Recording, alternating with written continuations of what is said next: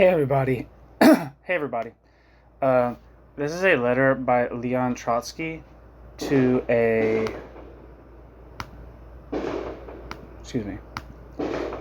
Borodai.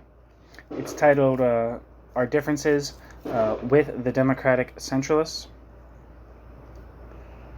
It was originally published in English in the New International in 1943. But it was written at the end of 1928. I'm reading this out of The Fate of the Russian Revolution, Lost Texts of Critical Marxism, edited by Sean Madgamna. So here we go. I've just received, after almost a month's delay, your letter of October 12th from Tyumen. I am replying immediately by return mail in view of the importance of the questions you put to me. Taking your point of departure from the standpoint of the Democratic Centralist group to which you belong, you put 7 questions and demand that the answers be, quote, clear and concrete and, quote, and not, quote, nebulous. An altogether legitimate wish. Only, our way of being concrete should be dialectical, that is, encompass the living dynamics of evolution and not substitute ready-made labels which, at first sight, seem very, quote, clear, but are in reality false and devoid of content. Your way of putting the question is purely formal. Yes, yes, no, no. Your questions must first be put on a Marxian basis in order that correct replies may be made. 1. After setting forth the character of the social composition of the party and its apparatus, you ask, quote, has the party degenerated? That is the first question, end quote. You demand a, quote, clear and, quote, concrete reply. Yes, it has degenerated. However, I cannot answer that way, for at present our party, both socially and ideologically, is extremely heterogeneous. It includes nuclei that are entirely degenerated, others that are still healthy but amorphous, others that have hardly been affected by degeneration, etc. The regime of apparatus oppression, which reflects the pressure of other classes upon the proletariat, and the decline of the spirit of activity of the proletariat itself, renders very difficult a daily check upon the degree of degeneration of the various strata and nuclei of the party and its apparatus. But this check can and will be achieved by activity, especially by our active intervention in the internal life of the party, by mobilizing tirelessly its living and viable elements. Naturally, such intervention is out of the question if the point of departure is that the party as a whole has degenerated. Jesus Christ. That the party is a corpse. With such an evaluation of the party, it is absurd to address oneself to it, and still more absurd to wait for it, or for this or that section of it, that is, primarily, for its proletarian kernel, to heed or to understand you. To conquer this kernel, however, is to conquer the party. This kernel does not consider itself, and quite rightly, either dead or degenerated. It is upon its tomorrow, that we base our political line. We will patiently explain our tasks to it, basing ourselves upon experience and facts. In every cell and at every workers' meeting, we will denounce as a falsehood the calumny of the apparatus which says that we are plotting to create a second party. We shall state that a second party is being built up by the Ustrialov people in the apparatus, hiding behind the centrists. As for us, we want to cleanse Lenin's party of the Ustrialovist and semi-Ustrialovist elements.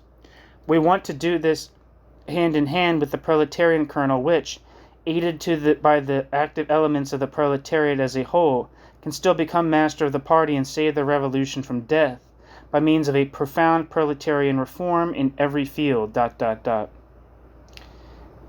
A profound proletarian reform in every field, I don't know if that means that this is an abridged version of the letter or not. 2. Quote, is the degeneration of the apparatus end of the Soviet power a fact? That is the second question, end quote. You write, everything that has been said above applies equally to this question. There is no doubt that the degeneration of the Soviet apparatus is considerably more advanced than the same process in the party apparatus. Nevertheless, it is the party that decides, At present, this means the party apparatus. The question thus comes down to the same thing. Is the proletarian kernel of the party, assisted by the working class, capable of triumphing over the autocracy of the party apparatus which is fusing with the state apparatus? Whoever replies in advance that it is incapable, thereby speaks not only of the necessity of a new party on a new foundation, but also of the necessity of a second and new proletarian revolution. It goes without saying that it can in no way be stated that such a perspective is out of the question under all circumstances.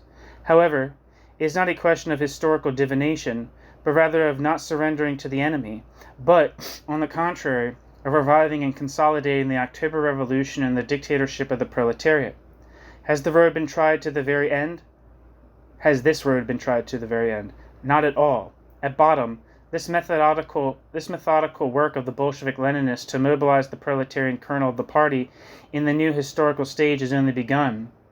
The arid reply, quote, yes, it has degenerated.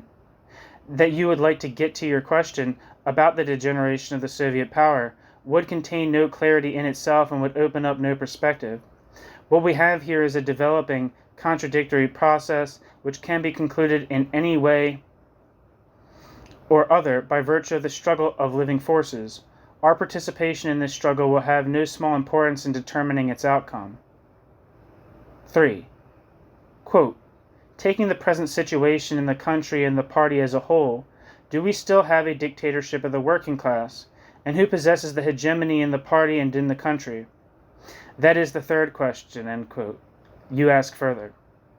From the preceding replies, it is clear that you put this question also inexactly, not dialectically, but scholastically. It is precisely Bukharin who presented this question to us dozens of times in the form of a scholastic alternative.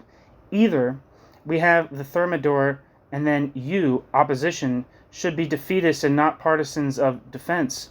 Or, if you are really partisans of defense, then acknowledge that all the speeches about Thermidor are nothing but chatter.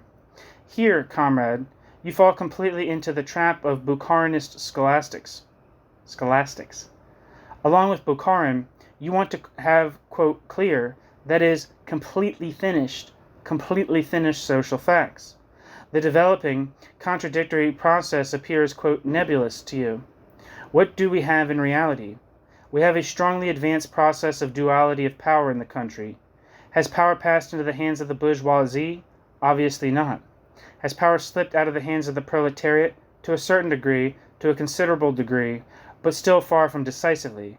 This is what explains the monstrous predominance of the bureaucratic apparatus oscillating between the classes. But this state apparatus depends, through the medium of the party apparatus, upon the party, that is, upon its proletarian kernel, on condition that the latter is active and has a correct orientation in leadership. But this state apparatus depends, through the medium of the party apparatus, upon the party, that is, upon the party's proletarian kernel, on condition that the latter is active and has a corrective orientation in leadership. And that is where our task lies. A state of duality of power is unstable. By its very essence, sooner or later, it must go one way or the other. But as the situation is now, the bourgeoisie could seize power only by the road of counter-revolutionary upheaval. The bourgeoisie could seize power only by the road of counter-revolutionary upheaval. As for the proletariat, it can regain full power, renovate the bureaucracy, and put it under its control by the road of reform of the party and of the Soviets. As for the proletariat, it can regain full power, renovate the bureaucracy, and put it under its control by the road of reform of the party and the Soviets. These are the fundamental characteristics of the situation. Your Kharkov colleagues, from what I am informed, have addressed themselves to the workers with an appeal based upon the false idea that the October Revolution and the dictatorship of the proletariat are already liquidated. This manifesto, false in essence, has done the greatest harm to the opposition. Such declarations must be resolutely and implacably condemned. That is the bravado of adventurers and not the revolutionary spirit of Marxists. 4. Quoting from my postscript on the July victory of the right wing over the center, you ask, quote, are you thus putting entirely within quotation marks the, quote, left course, end quote? and the, quote, shift that you once proposed to support with all forces and all means? That is the fourth question, end quote. This is a downright untruth on your part. Never and nowhere have I spoken of a left course. I spoke of a, quote, shift and a, quote, left zigzag, contrasting this conception to a consistent proletarian line. Never and nowhere have I proposed to support the alleged left course of the centrists, nor did I promise to support it. But I did propose and promise to support by all means every step that centrism really took toward the left, no matter if it was a half measure, without ceasing for a single instant to criticize and unmask centrism as the fundamental obstacle in the way of awakening the spirit of activity of the proletarian kernel of the party. My, quote, postscript was precisely a document exposing the political capitulation of the centrists to the right wing during the July plenum. But I did not and I do not hold that the history of the development of the party, and particularly the history of the struggle of the center against the right wing, came to an end at the July plenum. We are right now witnesses of a new centrist campaign against the right-wingers. We must become independent participants in this campaign. Naturally, we see right through all the hypocrisy and duplicity, the perfidious halfwayness of the apparatus in the Stalinist struggle against the right-wingers. But behind this struggle, we see profound class forces which seek to break a path for themselves through the party and its apparatus. The driving force of the right wing is the new evolving proprietor who seeks a link with world capitalism. Our right-wingers are timid in marked time, for they do not yet dare to straddle this warhorse openly. The functionary of the party, the trade unions and other institutions, is the rampart of the centrists. In spite of everything, he depends upon the working masses and seems to be obliged in recent times to take these masses into account more and more. Hence the, quote, self-criticism and the, quote, struggle against the right, end quote. It is thus that the class struggle is refracted and distorted. But nevertheless manifested in this struggle. By its pressure, it can transform the quarrel between the centrists and the right-wingers in the apparatus into a very important stage in the awakening and enlivening of the party and the working class. We would be pitiable imbeciles if we took the present campaign against the right-wingers seriously. But we would, on the other hand, be pitiable scholious and sectarian wiseacres if we fail to understand that hundreds of thousands of workers, party members, do believe in it, if not 100%, then at least 50 or 25%. They are not yet with us, to be sure. Do not forget that. Do not become ensnared in sectarian trivia. Centrism holds on not only because of the oppression of the apparatus, but also because of the confidence or the half-confidence of a certain part of the worker party members. These workers who support the centrists will enter the struggle against the right much more readily than they did in the struggle against the opposition, when they had to be dragged along with a rope around their neck. A serious and intelligent oppositionist will say, in any worker's cell, in any workers' meeting, quote, "We are summoned to fight against the right wing. That's a wonderful thing. We have called on you to do this for a long time, and if you're thinking of fighting seriously against the right wing, you can count upon us to the limit. We will be no strikebreakers. On the contrary, we'll be in the front lines. Only let us really fight. The leaders of the right wing must be named out loud. The right-wing deeds must be enumerated, etc." End quote. In a word, the oppositionist will push the proletarian kernel of the party forward like a Bolshevik, and he will not turn his back upon it on the pretext that the party has degenerated.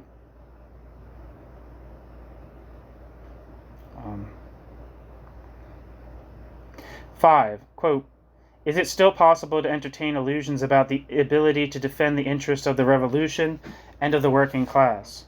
That is the fifth question." End quote. You put the fifth question just as inexactly as the first four. To entertain illusions about the centrists means to sink into centrism yourself. But to shut your eyes to the mass processes that drive the centrists to the left means to enclose yourself within a sectarian shell. As if it was a matter of whether Stalin and Molotov are capable of returning to the road of proletarian policy. In any case, they are incapable of doing it by themselves. They have proved it completely. But it is not a question of divining the future fate of the various members of the Stalinist staff. That doesn't interest us at all. In this field, all sorts of, quote, surprises are possible. Didn't the former leader of the Democratic Centralists, Osinski, become an extreme right-winger, for example? The correct question is this: are the tens and hundreds of thousands of workers, party members, and members of the communist youth who are at present actively, half-actively, or passively supporting the Stalinists capable of redressing themselves, of reawakening, or of welding their ranks together, quote, to defend the interests of the revolution and of the working class, end quote? To this I answer, yes. This they are capable of doing. They will be capable of doing this tomorrow or the day after if we know how to approach them correctly. If we show them that we do not look upon them as corpses. If, like Bolsheviks, we support every step, every half-step they take toward us. If, in addition, we not only do not entertain, quote, illusions about the centrist leadership, but expose them implacably by dint of the daily experience of the struggle.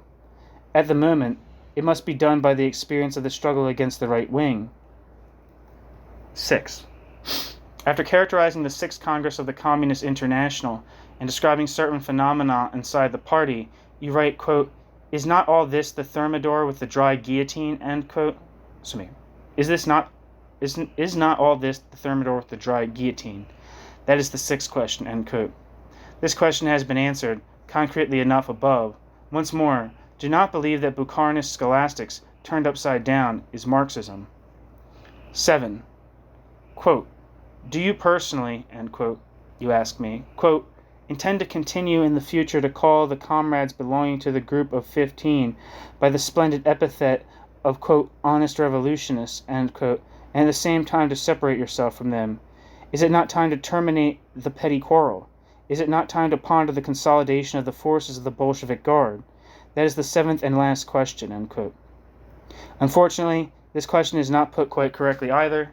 It is not I who separate myself from the democratic socialists, but is this grouping that separated itself from the opposition as a whole to which it belonged.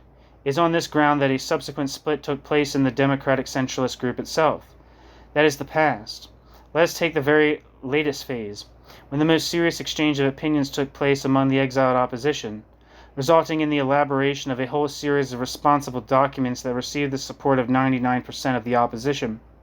Here are two of the representatives of the democratic centralists, without contributing anything essential to this work, once more separated themselves from us, by showing themselves to be more papist than the Pope, that is, than Safarov. After all this, you ask me if I intend to continue in the future to, quote, separate, end quote, myself from the democratic centralists. No, you approach this question from the wrong end. You represent things as if, in the past, the Zinovievs, the Kamenevs, and the Piatikovs hindered the unification. You are mistaken on this score, too. One might conclude from your remarks that we, the 1923 opposition, were for the unification with the Zinovievists, and the democratic centralist group was against. On the contrary, we were much more cautious in this question, and were much more insistent in the matter of guarantees. The initiative for the unification came from the democratic centralists. The first conference with the Zinovievists took place under the chairmanship of Comrade Sopranov. I do not say this as a reproach at all, for the bloc was necessary and a step forward, but, quote, our yesterdays must not be distorted, end quote. After the democratic centralist group separated itself from the opposition, Zinoviev was always for a new unification with it. He raised the question dozens of times. As for myself, I spoke up against it. What were my reasons? I said, we need the unification, but a lasting and serious unification. If, however, the democratic centralist group split away from us at the first clash, we ought not to rush into new corridor fusions, but leave it to experience to check the policies and either deepen the split or prepare the conditions for a genuine, serious, durable unification. I hold that the experiences of 1927 to 28 ought to have shown how absurd were the suspicions and insinuations of the democratic centralist leaders toward the 1923 opposition. I counted above all on the principal documents we addressed to the 6th Congress facilitating the unification of our ranks. That is what did happen in the case of a number of comrades of the democratic centralists. But the recognized leaders of your group did everything in their power not only to deepen and sharpen the differences of opinion, but also to poison relations completely. For my own part, I take the writings of V. Smirnov calmly enough, but in recent times I have received dozens of letters from comrades who are indignant to the highest degree over the character of these writings, which sound as if they were especially calculated to prevent a coming together and to maintain at all cost a separate chapel with a pastor of its own. But apart from the whole past history of who separated from whom, of how it was done, of who honestly wants unity in our ranks, and who seeks to keep a parish of his own, there still remains the whole question of the basis in ideas of this unification. On this score, Comrade Raphael wrote me on September 28th, quote, "Our friends of the Group of 15 have begun to conduct a furious campaign, especially against you, and there is a touching harmony between the editorial in Bolshevik, number 16, which I guess is a journal, and Vladimir Mikhailovich Smirnov, and other comrades of the Group of 15. The fundamental error of these comrades is the fact that they attribute too great value to purely formal decisions and combinations in the upper spheres, particularly to the decisions of the July plenum. They do not see the forest for the trees. Naturally, these decisions are, during a certain phase of development, the reflection of a certain relationship of forces, but in any case, they cannot be looked upon as determining the outcome of the struggle that continues and will continue for a long time. Not a single one of the problems that provoked the crisis has been resolved. The contradictions have accentuated. Even the official editorial in Pravda, on September 18th, had to acknowledge this. In spite of the, quote, steel hammer, end quote, that drives a, quote, aspen wedge, end quote, into the opposition every day, how many times already, the opposition lives, and has the will to live. The opposition has cadres tempered in battle. And what cadres? To draw, at such a moment, conclusions like those of the Group of 15 is false to the bottom and exceptionally harmful. These conclusions create a demoralizing state of mind, instead of organizing the working class and the proletarian kernel of the party. The position of the 15 cannot but be passive, for if the working class and the working class's vanguard have already surrendered all their positions in conquest without a struggle, then on whom and on what can these comrades count? You do not organize the masses to revive a, quote, corpse, and as a new struggle,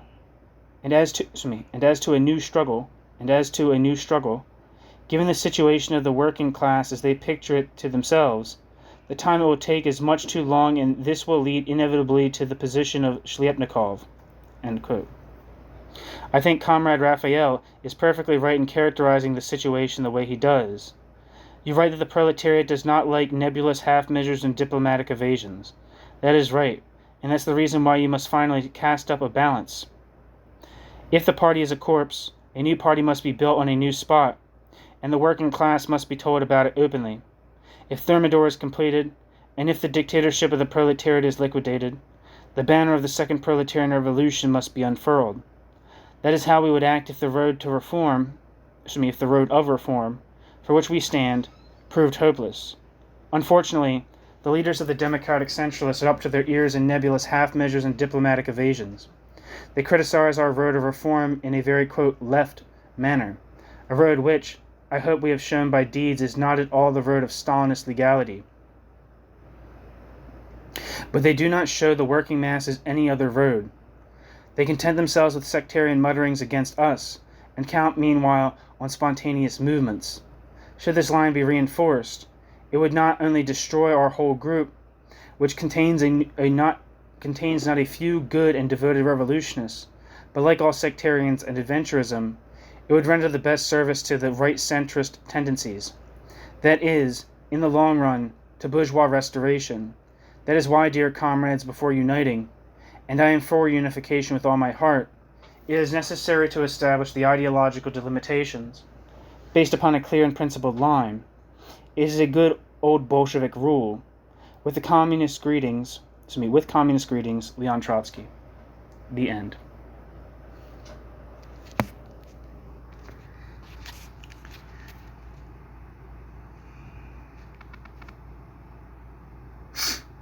If you didn't listen to the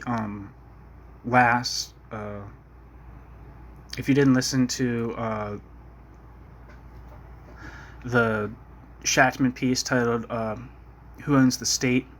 It's an introduction to this piece, and the reason that Shatman introduced it was on the grounds that Trotsky, in this piece, defends the existence of the USSR as a worker state in the 1920s without any reference to nationalized property. That's the thing that's why it was reprinted in the New International, which is an organ of the Workers' Party. Because it was seeking to demonstrate by sharing this that there's a precedent within Trotsky himself for arguing against nationalization as a sufficient, not a necessary, but a sufficient condition for a state being labeled a worker state. And that's why this piece was shared.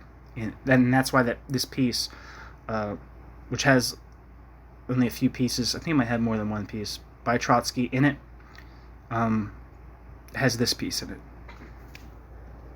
Because it was kind of like instrumentally deployed by Shachtman representing the Workers' Party.